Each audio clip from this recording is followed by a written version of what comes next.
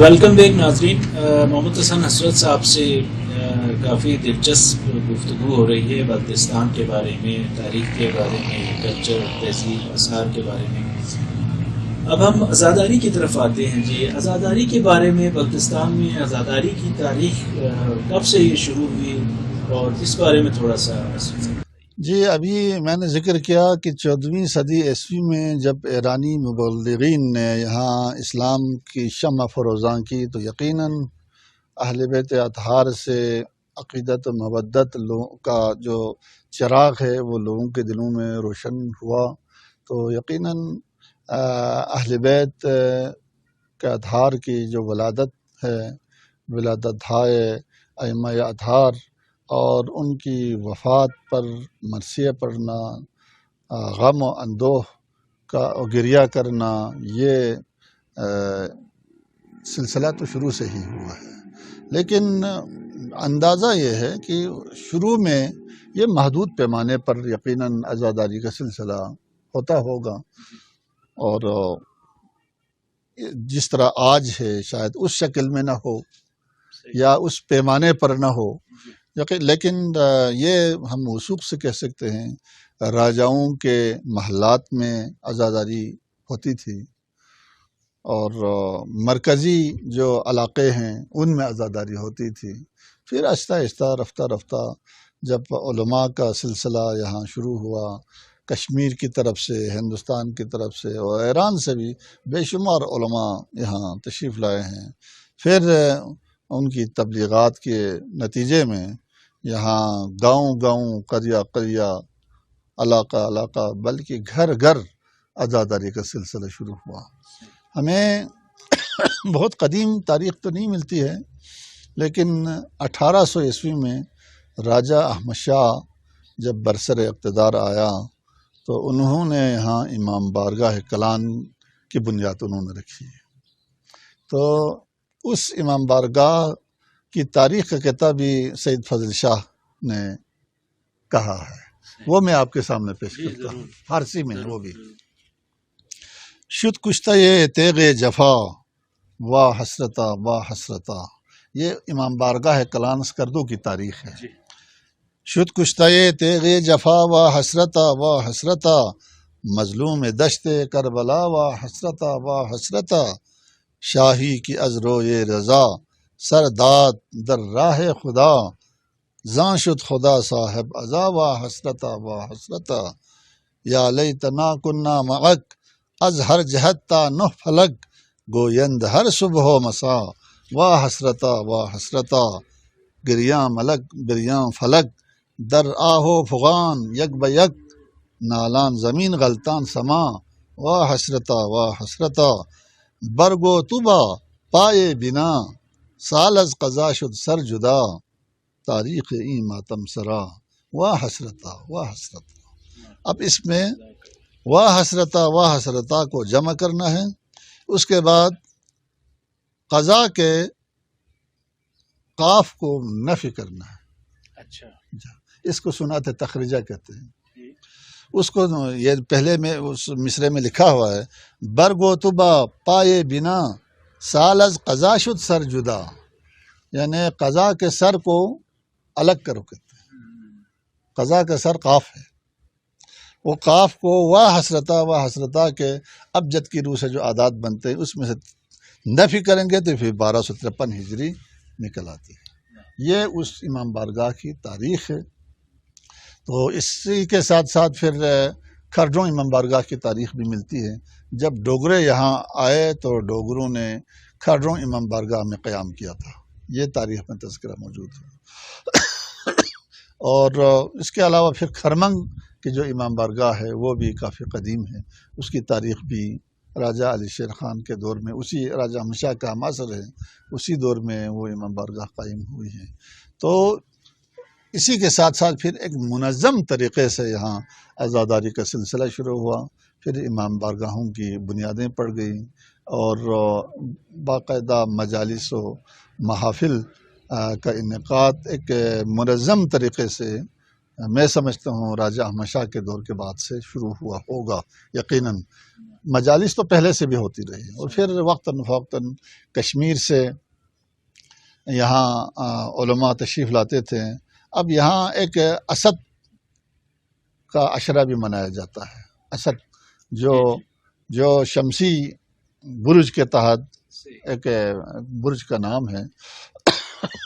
تو پہلے تو وقت مقرر نہیں تھا اس کے لیے، چونکہ یہاں عالم نہیں تھے، علماء کشمیر سے آتے تھے۔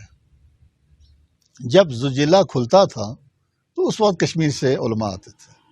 تو یہاں محرم کا جو مہینہ ہے، مثلا جنوری میں اگر محرم کا مہینہ آتا تو یہاں تو 3 فٹ برف پڑتی تھی، تو وہاں سے تو کوئی نہیں آ سکتے تھے۔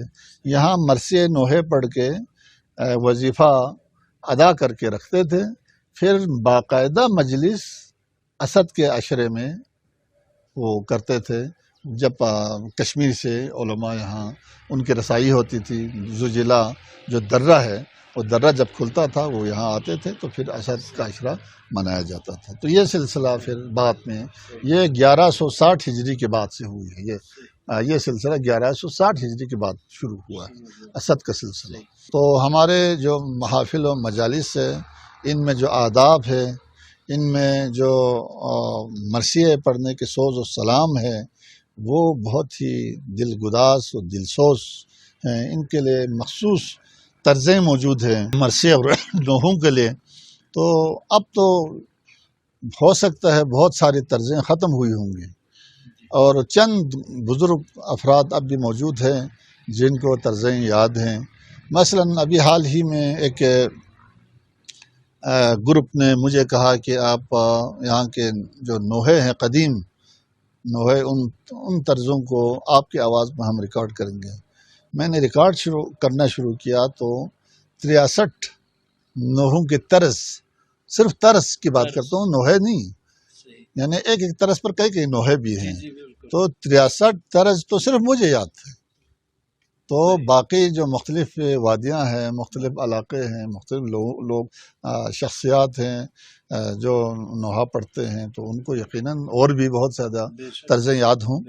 تو یہ سلسلہ ان کو محفوظ کرنے کی ضرورت ہے، اب تک اس پہ کام نہیں ہوا ہے۔ اب ہماری جو نوجوان نسل ہے ان میں شعور آ رہا ہے کہ ان چیزوں کو محفوظ کیا جانا چاہیے، تو وہ اسٹیپ اٹھا رہے ہیں اس حوالے سے۔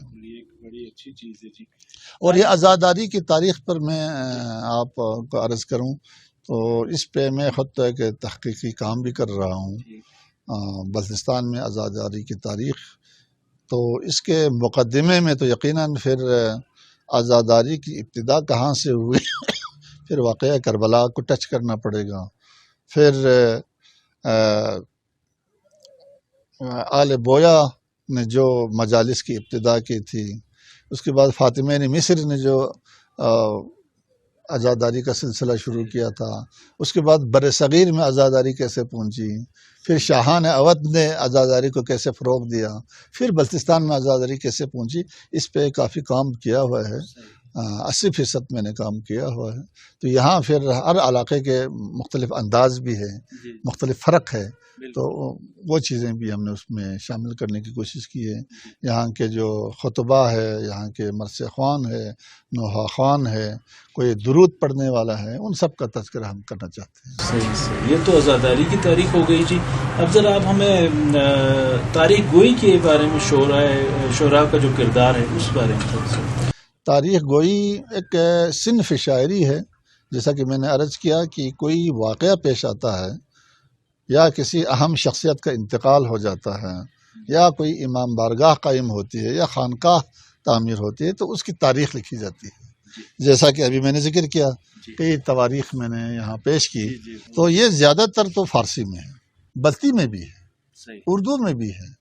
بلتی میں اگر آپ اجازت دیں تو میں ایک قطعہ پیش کرتا ہوں۔ راجہ محمد شاہ صبا کے محل میں ایک تبریل ہے، چائے دانی، جس کو ہماری زبان میں تبریل کہتے ہیں۔ اس تبریل کے وہ گولائی میں ہے، وہ تبریل گولائی میں ہوتی ہے، اس کے بیچ میں آگ کے انگارے رکھنے کے لیے، جس کو آتش خانہ کہتے ہیں، وہ بھی موجود ہوتا ہے، سموار کی طرح ہے۔ تو اس کے بالکل پیٹھ میں یا کمر میں ایک پٹی لگی ہوئی ہے چاروں طرف کمر بند کی طرح، جی تو اس پر ملک الشعراء سید شاہ عباس نے بلتی میں خوبصورت قطعات لکھے ہیں، تو وہ میں آپ کو سناتا ہوں۔ ضرور۔ وہ لکھتے ہیں جی مسکیلنگ دکھ سے یس فی کا من دک میوں چھن لنگا تھوں سے تو میں تانت، چونکہ اس کے پیٹ میں بھی آگ ہے نا۔ مسکیلنگ دکھ سے یس فی کا من دک، یعنی آگ کے بیچ میں بیٹھ کر اگر پھول کھل جائے، میوں چھن لنگا تھوں سے تو میں تانت، لوگ مجھے دیکھ کر خواہ مخواہ کے پیٹ میں آگ کا بھڑکتی ہے، جی یعنی حسد ہو جاتا ہے۔ صحیح۔ Stoa meshorbo na sninkolen bzangbe ngana hatam chitod ngar perpetangd. Stoa meshorbo یہ اصطلاح ہے، یہ اگر کسی کے پیٹ میں درد ہو جائے تو اس کو آگ سے داغا جاتا ہے، صحیح۔ تو وہ ایک علاج کا سلسلہ تھا۔ اور stoa meshorbo na sninkolen bzangbe، تو اگر کسی کو پیٹ میں درد ہوتا ہے یا مثلا دل میں درد ہوتے ہوئے کوئی حاتم تائی بن کے کچھ دینا چاہیں کسی کو، ngana حاتم چیتو نر پرپتانت، یعنی حاتم مشہور ہے حاتم تائی بالکل جو سخاوت میں۔ سخاوت میں، تو میں اور حاتم تائی کیا برابری ہے، وہ بہت ہی سخی۔ سخی ہے اور میں اتنا نہیں ہوں۔ اسی طرح اماچی برکتی کھا نا سونگ سرچوس، اماچی برکتی نا سونگ سرچوس، یہ سب عباس خود اپنی طرف سے نہیں کہہ رہے ہیں، اس کے اشعار اس تبریل کی طرف سے ہیں، صحیح ہے۔ مطلب گویا تبریل بول رہا ہے اس وقت، صحیح۔ وہ چائدانی بول رہی ہے۔ اماچی برکتی نا سونگ سرچوس، اماچا وہ رولنگ فیملی ہے، شیگر کی رولنگ فیملی ہے، خاندان ہے، تو کہتے ہیں کہ اماچا کے برکت سے، اس فیملی کی برکت سے میں سونا بن گیا۔ خمول اسنت دور لکھیوں ننگاز دیتا، اگر چاندی کے کوئی ظروف سامنے لایا جائے تو میں اس کے مقابلے میں آ سکتا ہوں، چونکہ میں اماچے کی برکت سے اب میں سونا بن گیا ہوں۔ رن نہ لو ستون نہ سمگیا نہ چبجا، رن قیمت کو کہتے ہیں اور لو سال کو کہتے ہیں، صحیح۔ یعنی اس کی قیمت اور اس کے بنانے کی تاریخ دونوں اس کے اندر موجود ہے۔ صحیح۔ وہ کیا ہے؟ ستون نہ سمگیا نہ چبجا 1314، یہ اس تبریل کی قیمت بھی ہے، اس تبریل کے بنانے کی تاریخ بھی ہے۔ مسگر عبدالسلامی سیکھے تنگت، مسگر وہ بنانے والا ہے صحیح۔ جو لوہار تھا، بنانے والا۔ یعنی عبدالسلام لوہار، اس کی قیمت وہ یہ بتا رہا ہے۔ اور پھر ایک شعر اس کے اندر موجود نہیں ہے، یہ مجھے راجہ محمد علی شاہ صبا نے بتایا، اور بہت ہی خوبصورت شعر ہے، لیکن اس پہ جگہ نہ ہونے کی وجہ سے شاید یہ نہیں لکھا۔ کہتے ہیں نانگار بوس پسے نم لانست نیل جالا توس پھڑونگی اس کے تحت، اس میں تبریل کے آگے جو چونچ ہے وہ چونچ مرغے کی چونچ کی طرح ہے، وہ شکل مرغے کی طرح ہے، پیچھے جو دستہ ہے وہ مینڈے کی طرح ہے، مینڈے کی وہ اس کے سینگ کی طرح ہے، تو کہتے ہیں یہ مرغا کہتا ہے نانگار بوس پسے کا نم لانست، میں جہاں کہیں بھی اذان دے دوں پھر سحر ہو جاتی ہے، یہ اس مرغے کی طرف ہے۔ یعنی جب چائے انڈیلا جاتا ہے نا، تو اس چائے کے آنے کے اس منظر کو اس نے مرغے کی اذان سے تشبیہ دی ہے، اس کی بول سے تشبیہ دی ہے، یہ بہت ہی لطیف چیز ہے۔ ہو سکتا ہے میرا ترجمہ وہ اس سے معیار پہ نہ ہو، بہرحال نیل جلا تو پھڑوں گی اس کے تحت، کیونکہ جب تک وہ مینڈا جھک نہ جائے، وہ دستہ جھک نہ جائے، تب تک وہ چائے نہیں آتی ہے اس سے تبریل سے نا، تو اس نے کہا کہ میں جب بھی کہیں اذان دیتا ہوں تو سحر ہو جاتی ہے، لیکن میرے پیچھے وہ مینڈا وہ گر جاتا ہے اور وہ اپنے آپ کو ذبح کرانے کے لیے تیار ہو جاتا ہے۔ تو اس طرح کے بہت ہی خوبصورت تاریخ گوئی کے سلسلے ہمارے پاس موجود ہیں، آج بھی ہمارا معاشرہ بڑے ذہین و فتین شعراء سے، علماء سے پر ہیں۔ یہ عالموں کی سرزمین ہے، یہ پرہیزگاروں کی سرزمین ہے، یہاں عارفوں اور صوفیوں کی سرزمین ہے، یہاں جو اس علاقے کو پوری دنیا میں ایک مقام ہے تہذیب و تمدن کا اور امن کا گہوارہ کہلاتا ہے۔ میں سمجھتا ہوں یہ سب کچھ عزاداری کی بدولت ہے۔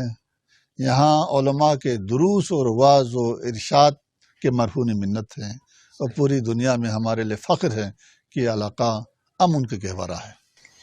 بے شک وقت کی کمی کے باعث ناظرین ہم یہاں پہ اپنی گفتگو کو سمیٹتے ہیں، وہ کہ ابھی پوچھنا ہے بہت ساری باتیں نصرت صاحب سے میں کرنا چاہتا تھا، لیکن اس پروگرام میں ممکن نہیں ہے۔ انشاءاللہ پھر کسی پروگرام میں ہم ضرور ان کو زحمت دیں گے۔